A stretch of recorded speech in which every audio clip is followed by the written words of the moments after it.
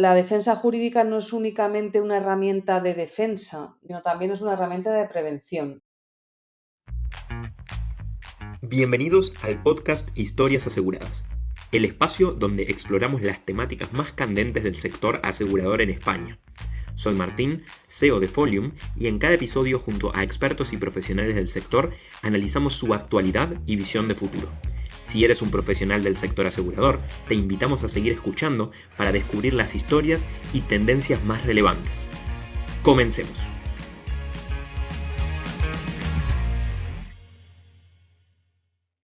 Hola a todos y bienvenidos a un nuevo episodio de Historias Aseguradas. Tengo el placer de estar aquí con Karin García, directora de Negocio Corporativo en OnLegal. ¿Qué tal, Karin? Muy buenas. Buenas tardes, Martín. Un placer estar conversando aquí contigo. Y si quieres, para romper el hielo, vamos a lo clásico. Cuéntanos un poco cómo has dado con el sector asegurador y cómo ha sido tu camino hasta llegar a donde estás hoy en OnLegal como directora del Negocio Corporativo. Muy bien, pues mira, la verdad que es que mi camino hacia el sector vino muy marcado por mi personalidad. Soy una persona muy extrovertida y luego acabé llegando al sector por las personas que conocí en mis primeros trabajos. Soy licenciada en Historia, estudié Historia y al terminar la carrera tenía claro que no quería opositar y empecé a buscar trabajo. Y una tarde, viendo un reportaje en Telemadrid sobre la plataforma de asistencia del RACE, les escribí presentándoles mi candidatura, me contrataron y empecé a trabajar en el RACE y de ahí ya se desencadenó todo, porque ahí sí que me di cuenta de la faceta comercial que tenía e hice una serie de contactos que conservo todavía a día de hoy, pasados ya 23 años y que son muchos amigos y otros colegas. Y luego desde ese primer trabajo en el RACE pasé a Multiasistencia, que es una compañía muy conocida en nuestro sector porque es y sigue siendo un outsourcing para el sector asegurador. Y luego el que fue mi jefe en multiasistencia se fue a Assurant, la primera compañía de seguros en la que trabajé. Yo me fui con él y luego de ahí ya llegué a Caser. Es verdad que aquí en OnLegal llevo 5 años. Empecé una semana antes de la pandemia, con lo cual aprendí a teletrabajar, a televender y a teletodo. Y aquí estoy muy contenta porque tenemos un proyectazo entre manos, muy comprometida. Hace 2 años, llevo 5 en total, y hace 2 años asumí la dirección de negocio corporativo y entré en el comité de dirección. Y bueno, en el sector asegurador siempre he estado muy cómoda porque he tenido la posibilidad de desarrollarme siempre en posiciones de desarrollo de negocio. Y esto me ha permitido formarme, conocer muchos mercados y que pasados ya un montón de años desde que empecé, ese dinamismo todavía lo conserve yo y lo conserva el trabajo que hago. Algo que se ve de varias de las conversaciones que hemos mantenido en el podcast es que quizás de perfiles diversos, en este caso de historia, ¿no? Que puedan llegar al sector asegurador, le encuentren un atractivo, se desarrollen, que puedan seguir ese crecimiento. Creo que es un ejemplo el que has acabado de ilustrar. Y quería justamente preguntarte, porque como decías, has estado en compañías importantes, ¿no? Caser, Multiasistencia, Assurant, ahora OnLegal. Quizás, ¿qué aprendizajes podrías destacar en estas etapas para poder lograr el rol actual, que como comentabas, ¿no? Tiene unos lindos desafíos entre manos? Sí, bueno, pues aprendizaje. La verdad que he tenido la suerte de trabajar en compañías fantásticas en ámbitos diversos y así a modo de resumen te diría que en multiasistencia, que fue como mi primera gran experiencia, conocí o aprendí los modelos de negocio B2B y cómo construir propuestas de valor añadido. Cuando trabajé en multiasistencia, ellos fueron muy pioneros en ese punto. Luego ya di el salto a una aseguradora multinacional americana como es Assurant, que tenían una cultura y unas capacidades y unas herramientas muy buenas y ellos me formaron en metodología comercial y la metodología comercial que adquirí con ellos es la que sigo poniendo en la práctica. Perdón que interrumpa, esa metodología es como bastante más estructurada. ¿Qué se diferencia, digamos, de lo que venías viendo antes?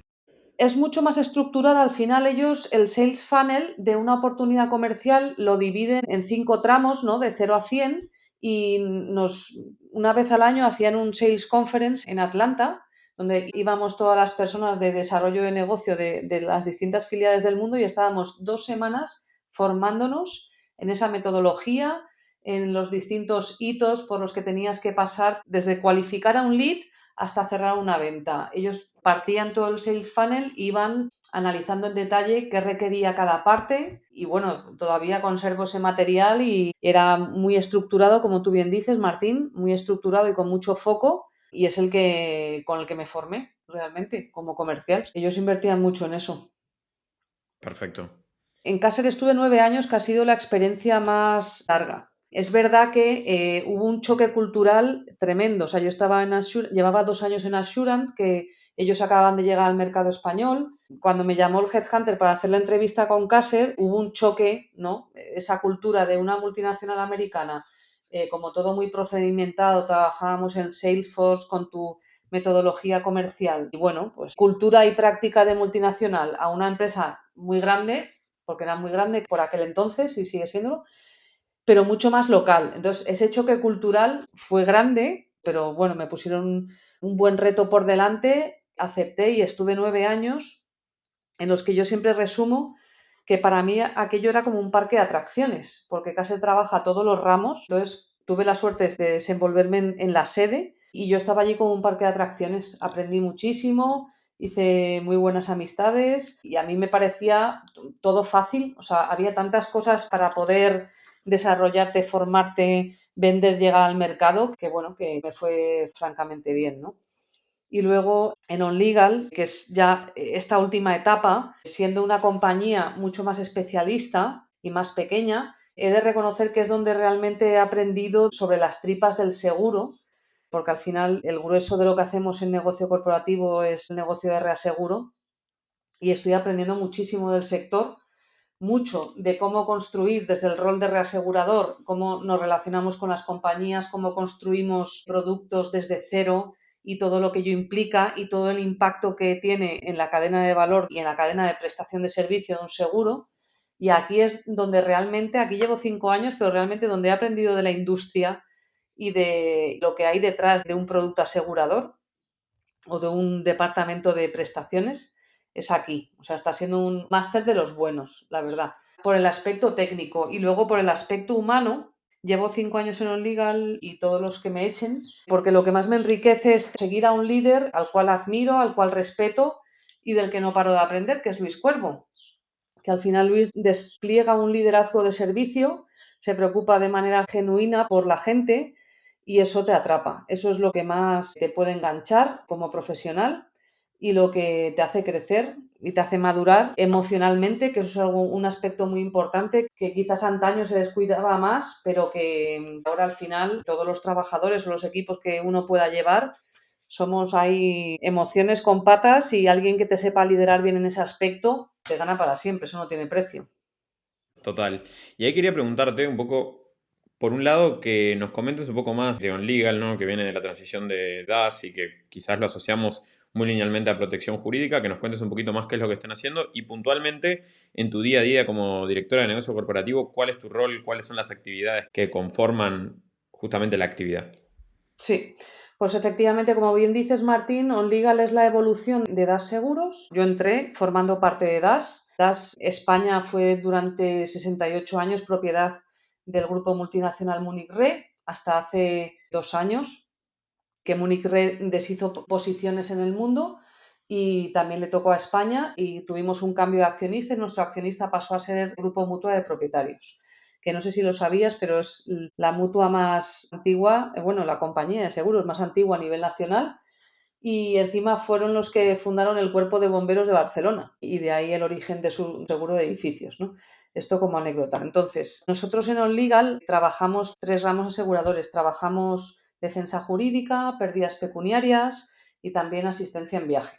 A nivel de negocio nos estructuramos, tenemos 2 canales de negocio. Por un lado, tenemos el canal de mediación que dirige mi compañero Ramón Gómez y que tiene su foco en corredores y el canal de negocio corporativo, que es el que lidero yo, donde desarrollamos una propuesta de valor centrada en ser como un aliado estratégico de las compañías a las cuales reaseguramos y donde todo pivota en la especialización como elemento diferenciador, ¿no? Al final mi día a día consiste en hacer crecer a ese negocio, gestionar que esa cuenta de resultados sea rentable, tratar con los clientes y algo que a mí me obsesiona, pero lo digo en el sentido bonito de la palabra, ¿no?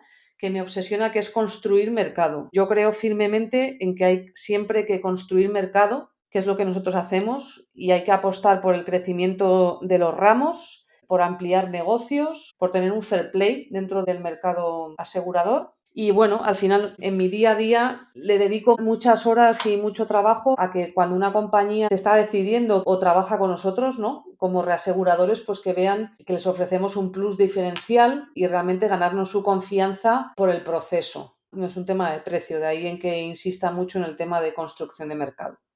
Ahí, Karin, como para entender, las compañías con las que trabajan desde el punto de vista corporativo, estamos hablando de compañías aseguradoras, por ejemplo, que tienen un producto que quieren complementar con una cobertura de viaje o de protección jurídica que vosotros le podrían proveer y luego allí arman un plan para su cliente más completo. ¿Es un poco así?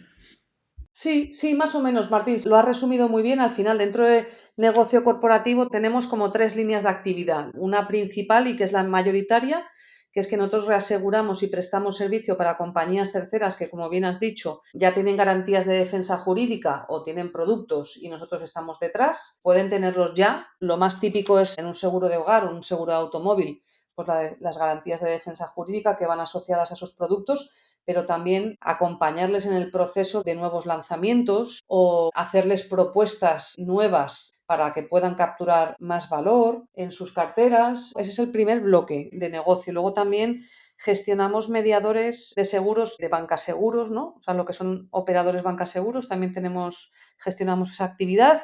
Y luego el tercer bloque es el de players digitales o startups, es decir, complementar desde la defensa jurídica la actividad de determinados players digitales para que puedan, desde emitir un software de facturas y que esta quede asegurada en el momento, hasta de una app de radares tú lleves asociado, por ejemplo, el buscador de multas y el recurso de multas, por ejemplo.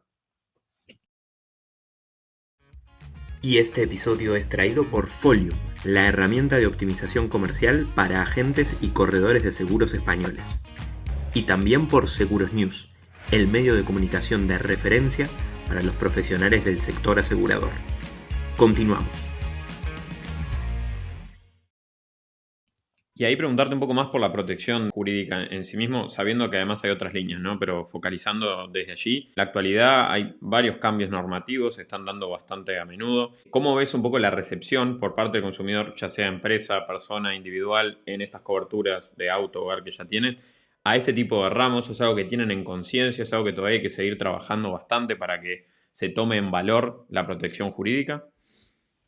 Bueno, a ver, yo te diría que todos estos cambios normativos nos favorecen claramente porque la defensa jurídica no es únicamente una herramienta de defensa, sino también es una herramienta de prevención. Entonces, el que empresas y particulares puedan disponer de un equipo especialista que les ayude en su día a día para empoderarles y tomar mejores decisiones, o sea, decisiones informadas y sobre todo poder hacer valer sus derechos es fundamental. Y te pondré un ejemplo que algo que ha pasado el 3 de abril, entró en vigor una nueva ley orgánica que es la ley en materia de eficiencia del servicio público de la justicia, ¿no? Que esta ley introduce distintas medidas para hacer más eficiente la justicia y entre ellas los métodos adicionales de solución de controversias, cuyo acrónimo son los MASC, que es un acrónimo que vamos a estar escuchando de aquí en adelante de manera muy frecuente, ¿no? Y no es Elon. Y no es Elon, efectivamente, y no es Elon. Otro Musk. Otro Musk, ¿no? Este cambio afecta de forma muy significativa a la gestión de un expediente de defensa jurídica que se pueda llevar en una póliza de hogar, porque te obliga a hacer una conciliación documentada, ¿no? Y siguiendo determinada estrategia, algo que era novedoso y que quiere agilizar los trámites y que se pueda llegar de la mano de un especialista a una solución de manera mucho más ágil y sobre todo que no tengas que llegar al juzgado, ¿no? Pues aquí las compañías especialistas como nosotros jugamos un papel muy relevante de cara a comunicar todo esto a nuestros clientes particulares, empresas, a ponerlo en valor, a defender sus intereses y luego a las compañías que lo hacen con nosotros también a que nos tengan de referencia como un asesor legal. Excelente. Y quizás ahí, ya que estamos hablando un poquito más del presente, pero ya con una perspectiva futura de estas evoluciones fiscales, legales que están continuamente afectándonos, tanto como empresas como personas, ¿por dónde crees que viene el futuro de la protección jurídica en los próximos 5 o 10 años? Especialmente también contemplando, ¿no?, los avances de tecnología, digitalización, inteligencia artificial. Démosle el ángulo más normativo, pero también el ángulo más tecnológico a la respuesta. Sí, bueno, pues a ver, el ramo todavía tiene muchísimo potencial de crecimiento. ha experimentado en los últimos años un crecimiento moderado, impulsado por la mayor conciencia legal que hay entre empresas y particulares sobre los problemas legales. Además, toda esta digitalización que comentas y la demanda de servicios legales accesibles, porque el mercado de servicios legales es muy amplio y está muy especializado, todo esto abre muchas oportunidades para compañías especialistas como nosotros y realmente es en lo que nos estamos ocupando y en lo que estamos trabajando y bueno, durante este año ya sacaremos bastantes novedades. Pero para responder a tu pregunta, me viene a la cabeza ahora un estudio que lanzamos el año pasado, en febrero, sobre necesidades y percepciones de los servicios legales, ¿no? Y donde hay dos de sus conclusiones que me parecen muy significativas de cara a visualizar la evolución que vamos a ver durante los próximos años. La primera de estas conclusiones es que la mitad de las personas encuestadas aseguraban adquirir el conocimiento cuando tienen un problema legal o una necesidad legal de fuentes poco acreditadas. Es decir, se necesitan referentes legales y para muchos puntos no se tienen referentes legales y se quieren. Y la segunda conclusión es que el coste económico junto a la complejidad de los procesos son las principales barreras que tenemos los consumidores para no emprender acciones legales. Entonces, todo esto quiere decir que hay espacio para esas soluciones de prevención y de protección jurídica y que el mercado asegurador crece tanto con sus productos de seguros como de servicios, tiene una importante vía de crecimiento en los próximos años a través de este ramo, ¿no? Nosotros lo tenemos clarísimo, queremos ser protagonistas de este cambio y os puedo asegurar que estamos trabajando en ello. Y quizás como para ir finalizando, y también como mercado español, habitualmente también se pueden tomar referencias a otros mercados, tanto europeos o norteamericanos, quizás que van un poquito a la vanguardia.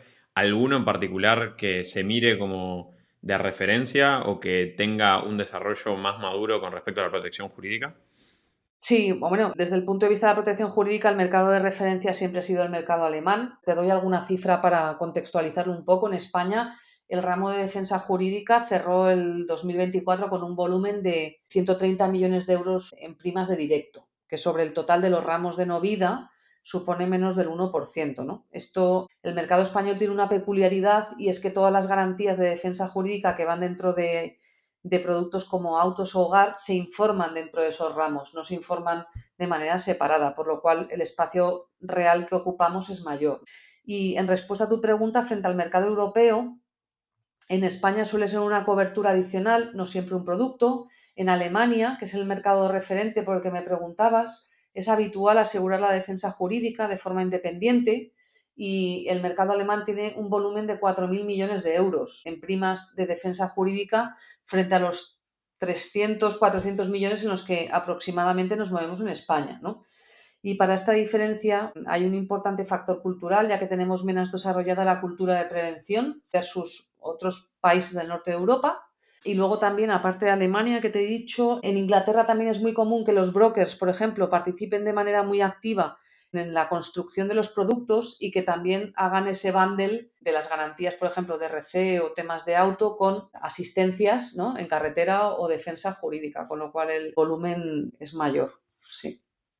O sea que ahí y para ir finalizando la conversación, hay un desafío obviamente a nivel región por un tema más cultural, si se quiere, de la importancia de la defensa jurídica, y también hay mucho camino por andar con respecto a la simplificación de los productos, a poder hacerlo como en un bundle, a que justamente estos productos sean más cercanos tanto a nivel económico como de facilidad, y este es un poco el camino que creo que Legal está apostando, y gracias por también reflejarlo un poquito en este espacio de 20 minutos. Habría mucho más para tocar, pero creo que por lo menos tenemos algunas pinceladas de lo que se está construyendo.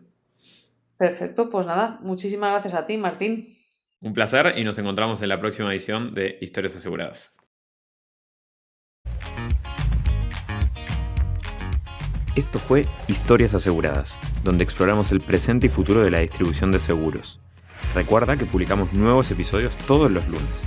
Suscríbete en tu plataforma favorita para no perderte ninguna conversación clave del sector.